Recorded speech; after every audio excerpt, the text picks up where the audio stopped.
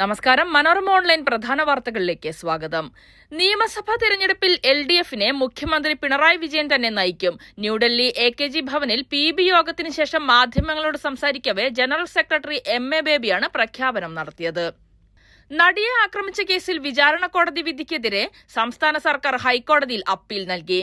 ദിലീപ് അടക്കമുള്ള പ്രതികളെ വെറുതെ വിട്ടത് ചോദ്യം ചെയ്തും പൾസർ സുനി അടക്കമുള്ള പ്രതികൾക്ക് പരമാവധി ശിക്ഷ നൽകണമെന്നും ആവശ്യപ്പെട്ടാണ് അപ്പീൽ. ദ കേരള സ്റ്റോറി 2 പ്രദർശിപ്പിക്കാൻ ഹൈക്കോടതി ഡിവിഷൻ ബെഞ്ചിന്റെ അനുമതി. സിനിമയ്ക്ക് 15 ദിവസത്തേക്ക് പ്രദർശനാനുമതി തടഞ്ഞ ഹൈക്കോടതി സിംഗിൾ ബെഞ്ചിന്റെ ഇടക്കാല ഉത്തരവിനെതിരെയുള്ള അപ്പീലിലാണ് സിനിമ റിലീസ് ചെയ്യാൻ അനുമതി. പരിയാരം ഗവൺമെന്റ് മെഡിക്കൽ കോളേജ് ആശുപത്രിയിൽ ചികിത്സയിലുണ്ടായിരുന്ന ആരോഗ്യമന്ത്രി വീണ ജോർജിനെ ഇന്ന് പുലർച്ചെ 4-ന് ഡിസ്ചാർജ് ചെയ്ത് തുടർ ചികിത്സയ്ക്കായി തിരുവനന്തപുരം മെഡിക്കൽ കോളേജിലേക്ക് കൊണ്ടുപോയി. കാർ മാർഗമാണ് യാത്ര.